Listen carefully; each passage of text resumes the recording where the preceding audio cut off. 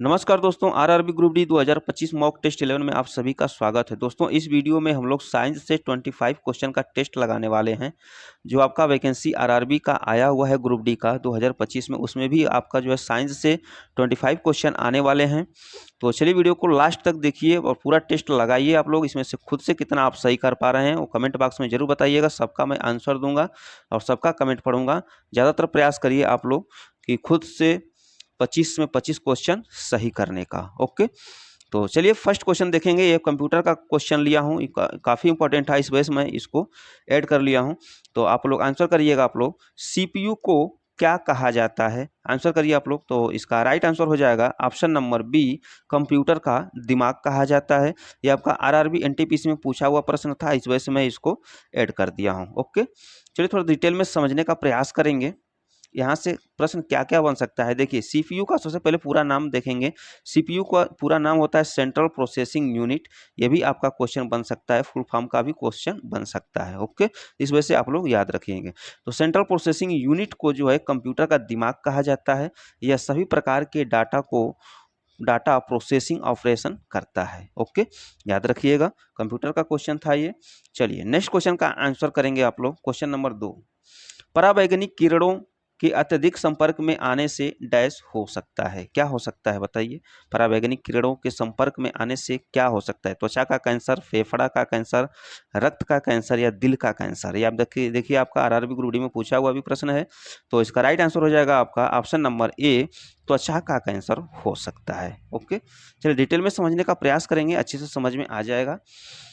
पृथ्वी के समताप मंडल में उपस्थित ओजोन परत सूर्य के परावैंगनिक किरणों के अधिकांश भाग को अवशोषित करके पृथ्वी पर आने से रोकती है। कौन रोकता है? तो ओजोन परत। ओके, परावैंगनिक किरणों के अत्यधिक संपर्क में आने से त्वचा का कैंसर हो सकता है।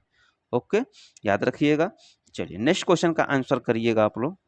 नेक्स्ट क्वेश्चन है आपका, 15 अगस्त 1947 को जवाहरलाल नेहरू को स्वतंत्र भारत के पहले प्रधानमंत्री के रूप में किसने शपथ दिलाई थी? बताइए, आंसर करिए आप लोग। आप लोगों को तो पता ही है कि Jawaharlal Nehru was the first prime minister of India. तो इनको जो है किसने शपथ दिलाई थी? तो option number D is the right, Lord Mountbatten. ये आपका आरआरबी एनटीपीसी में पूछा हुआ प्रश्न है, याद रखिएगा। नेक्स्ट क्वेश्चन का आंसर करेंगे। क्वेश्चन नंबर 4, निम्नलिखित में से कौन रक्त प्लाज्मा का घटक नहीं है? बताइए, कौन जो है रक्त प्लाज्मा का घटक नहीं है? तो इसका राइट आंसर हो जाएगा option number B, platelets. Okay, ये आपका डब्ल्यूबीसी है, ये आरबीसी है, ये आपका वाटर है। ओके, डब्ल्यूबीसी का पूरा नाम होता है व्हाइट ब्लड सेल, जिसका जीवन काल 2 से 4 दिन का होता है। और आरबीसी का पूरा नाम होता है रेड ब्लड सेल, जिसका जीवन काल जो है 120 दिन का होता है। 120 दिन के बाद जो है इसकी मृत्यु जो होता है प्लीहा यानी कि स्प्लीन में मृत्यु हो जाती है, जिसको आरबीसी का कब्रिस्तान कहते हैं। ओके, चलिए नेक्स्ट क्वेश्चन का आंसर करिएगा आप लोग। निम्नलिखित में से कौन रक्त में ऑक्सीजन ले जाने के लिए जिम्मेदार है? बताइए, तो इसका राइट आंसर हो जाएगा लाल रक्त कोशिकाएं। ओके, जिसको आरबीसी बोलते हैं। डिटेल में थोड़ा समझने का प्रयास करेंगे, ये काफी इंपॉर्टेंट है। देखिए आपका आरआरबी ग्रुप डी और एनटीपीसी दोनों में पूछा हुआ प्रश्न है। डिटेल में समझने का प्रयास करेंगे, अच्छे से समझ में आ जाएगा। लाल रक्त कोशिकाओं, जिसको आरबीसी कहते हैं, में हीमोग्लोबिन नामक एक प्रोटीन पाई जाती है। ओके, प्रोटीन होता है। हीमोग्लोबिन आयरन से बना होता है। ये भी क्वेश्चन आपका बनता है कि हीमोग्लोबिन में कौन सी धातु पाई जाती है? तो आपको आंसर करना है आयरन धातु पाई जाती है। ओके, कौन सी धातु पाई जाती है? आयरन धातु पाई जाती है, याद रखिएगा। आगे है, और हीमोग्लोबिन के कारण ही लाल रक्त कोशिकाओं का रंग लाल होता है, याद रखिएगा, हीमोग्लोबिन के कारण। ओके, चलिए नेक्स्ट क्वेश्चन का आंसर करिएगा आप लोग। निम्नलिखित में से कौन सा पाचन तंत्र का हिस्सा नहीं है?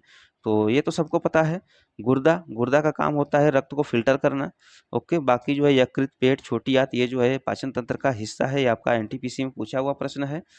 चलिए नेक्स्ट क्वेश्चन का आंसर करेंगे आप लोग। मानव शरीर में कौन सा अंग रक्त के से अपशिष्ट को फिल्टर करने के लिए जिम्मेदार है? तो अभी अभी मैं आपको बताया ऑप्शन नंबर ए, गुर्दा जो है रक्त को, अपशिष्ट पदार्थ को जो होता है फिल्टर करके बाहर निकाल देता है। ओके, ये देखिए काफी इंपॉर्टेंट है, ये देखिए कितना बार पूछा हुआ है, एनटीपीसी ग्रुप डी जेई में पूछा हुआ प्रश्न है ये। ओके, याद रखिएगा। नेक्स्ट क्वेश्चन का आंसर करेंगे आप लोग।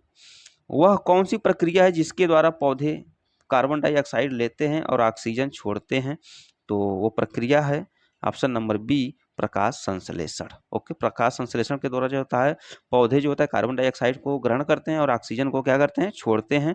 ग्रुप डी एनटीपीसी में ये पूछा हुआ प्रश्न है। क्वेश्चन नंबर 8 देखेंगे, मनुष्य में रीढ़ की हड्डी की नसों में कितने जोड़े होते हैं? तो इसका आंसर हो जाएगा option number B is the right 31। Okay, आपका आरआरबी जेईई में पूछा हुआ प्रश्न है, याद रखिएगा। नेक्स्ट क्वेश्चन, पृथ्वी पर ग्रीन हाउस प्रभाव के लिए कौन सी गैस जिम्मेदार है? ये काफी बार पूछा जाता है यह प्रश्न। तो इसका राइट आंसर हो जाएगा कार्बन डाइऑक्साइड। पृथ्वी पर हमारे वायुमंडल में कार्बन डाइऑक्साइड यानी कि CO2 कितने प्रतिशत पाया जाता है? तो 0.03% पाया जाता है। ठीक, याद रखिएगा। और नाइट्रोजन की बात किया जाए तो 78, ऑक्सीजन की बात किया जाए तो आपका 21% पाया जाता है। ओके, ये देखिए आपका जो है आरआरबी ग्रुप डी में पूछा हुआ प्रश्न है सेकेंड शिफ्ट में। ओके, नेक्स्ट क्वेश्चन का आंसर करिएगा आप लोग। नेक्स्ट क्वेश्चन रहेगा, निम्नलिखित में से कौन सा मानव त्वचा का कार्य नहीं है? तो इसका राइट आंसर हो जाएगा लाल रक्त कोशिकाओं का उत्पादन। तो लाल रक्त कोशिकाओं का उत्पादन कौन करता है? तो बोन मैरो करता है, जिसको अस्थि मज्जा बोलते हैं। क्या बोलते हैं? अस्थि मज्जा बोलते हैं। यहाँ पे इसका उत्पादन होता है और मृत्यु कहाँ पे होता है? तो स्प्लीन यानी कि प्लीहा में 120 दिन के बाद इसकी मृत्यु हो जाती है। ओके, चलिए नेक्स्ट क्वेश्चन का आंसर करिएगा आप लोग। क्वेश्चन नंबर 11, निम्नलिखित में से कौन सा यकृत का कार्य नहीं है? तो इसका राइट आंसर हो जाएगा ऑप्शन नंबर ए, शरीर के तापमान का विनियमन करना, यानी कि शरीर के टेम्परेचर का जो होता है क्या, नियंत्रण करना। ये जो होता है यकृत का कार्य नहीं होता है। तो किसका कार्य होता है ये? तो हाइपोथैलेमस का काम होता है। किसका काम होता है? हाइपोथैलेमस का काम होता है, जो मानव के मस्तिष्क में पाया जाता है। ओके, ये आपका जो है आरआरबी ग्रुप डी में पूछा हुआ प्रश्न है। नेक्स्ट क्वेश्चन का आंसर करेंगे आप लोग अभी। एथलीट्स फुट्स नामक बीमारी होती है तो किसके द्वारा होती है? तो फंगस के द्वारा होती है। Option number A is the right. Okay, next question रहेगा आपका, निम्नलिखित में से कौन सा रोग जीवाणुओं से नहीं होता है? बताइए, जीवाणुओं से नहीं होता है। तो छोटी माता, ओके, छोटी माता रोग जो है जीवाणुओं से नहीं होता है। ये किससे होता है? तो वायरस द्वारा होता है। किसके द्वारा होता है? वायरस के द्वारा होता है। ओके, छोटी माता बड़ी माता, ये आपका एनटीपीसी ग्रुप डी में दोनों में पूछा हुआ यह प्रश्न है। किससे विटामिन युक्त तेल प्राप्त किया जाता है? आंसर करेंगे आप लोग, किससे विटामिन युक्त तेल प्राप्त किया जाता है? तो इसका राइट आंसर हो जाएगा ऑप्शन नंबर ए, मछली से प्राप्त किया जाता है। याद रखिएगा। नेक्स्ट क्वेश्चन का आंसर करेंगे आप लोग, निम्न में से कौन एक मच्छर जनित बीमारी नहीं है? तो इसका राइट आंसर हो जाएगा ऑप्शन नंबर डी, गलगंड। ये गला जो होता है इसमें ये कैसे होता है कि ये गला जो होता है क्या होता है, सूज जाता है। ओके, फूल जाता है। ये किसकी कमी के कारण होता है? तो आयोडीन की कमी के कारण होता है। ओके, इसमें क्या रहता है कि गले में जो आपका थायराइड ग्रंथि पाई जाती है उसमें सूजन आ जाती है। थायराइड ग्रंथि जो होता है तितली के आकार की होती है, उसमें सूजन आ जाता है, जिससे क्या हो जाता है, गला सूज जाता है। ओके, जिसको गलगंड बीमारी बोलते हैं। नेक्स्ट क्वेश्चन का आंसर करेंगे, मियादी बुखार में शरीर का कौन सा अंग रोग से प्रभावित होता है? तो इसका राइट आंसर हो जाएगा आंते। ये आंते जो होता है काफ़ी इफेक्ट डालता है मियादी बुखार में और टाइफाइड में। लीवर को भी इफेक्ट पड़ता है बट बहुत कम मात्रा में पड़ता है। सबसे ज़्यादा जो होता है आंतें प्रभावित होती हैं। इस वजह से आप लोगों को आंसर आंत करना है। ओके, चलिए नेक्स्ट क्वेश्चन का आंसर करेंगे आप लोग, कार्बोहाइड्रेट के कितने प्रकार होते हैं? तो इसका राइट आंसर हो जाएगा 3 प्रकार होते हैं। कौन कौन से होते हैं? शर्करा, स्टार्च और फाइबर। ओके, जो शरीर को ऊर्जा और पोषक तत्व देते हैं। ये आपका जो है आरआरबी ग्रुप डी में पूछा हुआ प्रश्न है, याद रखिएगा। नेक्स्ट क्वेश्चन का आंसर करिएगा आप लोग, मनुष्य के सिर में कुल हड्डियों की संख्या कितनी होती है? तो इसका राइट आंसर हो जाएगा 29। Okay, option number A is the right. 29 हड्डियां होती हैं ओके सिर में। मनुष्य का कंकाल तंत्र कितने भागों में बटा होता है? मनुष्य का पूरा बॉडी में जितना कंकाल तंत्र होता है वो कितने भागों में बटा रहता है? तो 2 भागों में बटा रहता है। वो भाग कौन कौन से हैं? तो एक है अक्षी और एक है उपांगी। ओके, 2 भागों में बटा रहता है और इन दोनों भागों को मिला करके जो है टोटल हड्डियों की संख्या हो जाती है 206। ओके, याद रखिएगा 206 हड्डियों की संख्या हो जाती है। ठीक, चलिए नेक्स्ट क्वेश्चन का आंसर करिएगा आप लोग। क्वेश्चन नंबर 20 का, मनुष्य के मस्तिष्क का वजन कितना होता है? तो इसका राइट आंसर हो जाएगा आपका, ये देखिए आपका एसएससी सीएचएसएल में पूछा हुआ प्रश्न है, ये काफ़ी इंपॉर्टेंट है, इस वजह से मैं इसको भी ले लिया।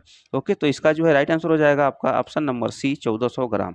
1300 ग्राम से लेकर के 1400 ग्राम तक मानव मस्तिष्क का वजन होता है, याद रखिएगा। ओके, नेक्स्ट क्वेश्चन रहेगा आपका क्वेश्चन नंबर 21। ट्रांसफार्मर का मुख्य कार्य क्या होता है?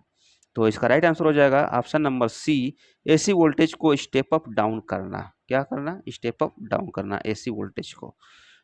क्वेश्चन नंबर 22 देखेंगे, हाइग्रोमीटर किसे मापने के लिए प्रयोग में लाया जाता है? तो इसका राइट आंसर हो जाएगा ऑप्शन नंबर बी वायुमंडल में व्याप्त आर्द्रता, ओके, मापने के लिए किया जाता है। नेक्स्ट क्वेश्चन रहेगा आपका, ध्वनि की तीव्रता को मापने वाला यंत्र क्या है? तो इसका राइट आंसर हो जाएगा आपका audiometer. Option number C is the right. Question number 24 का आंसर करेंगे आपका आप लोग, फेदोमीटर का उपयोग किसे नापने के लिए किया जाता है? तो इसका राइट आंसर हो जाएगा ऑप्शन नंबर बी समुद्र की गहराई नापने के लिए किसका प्रयोग किया जाता है? तो फेदोमीटर का प्रयोग किया जाता है। आपका आरआरबी जेईई में पूछा हुआ प्रश्न है, इंपॉर्टेंट है, याद रखिएगा। नेक्स्ट क्वेश्चन और इस वीडियो का लास्ट क्वेश्चन रहेगा आपका, रासायनिक ऊर्जा को विद्युत ऊर्जा में परिवर्तित करता है कौन करता है? हीटर करता है, मोटर करता है, बैटरी करता है, डायनेमो करता है? तो इसका राइट आंसर हो जाएगा option number C battery. Okay, ये आपका आरआरबी ग्रुप डी में पूछा हुआ प्रश्न है फर्स्ट शिफ्ट में। चलिए इस वीडियो में बस इतना ही। आप लोग खुद से कितना सही कर पाए वो कमेंट बॉक्स में बताइए, मैं सबका कमेंट देखूंगा और सबका आंसर भी दूंगा।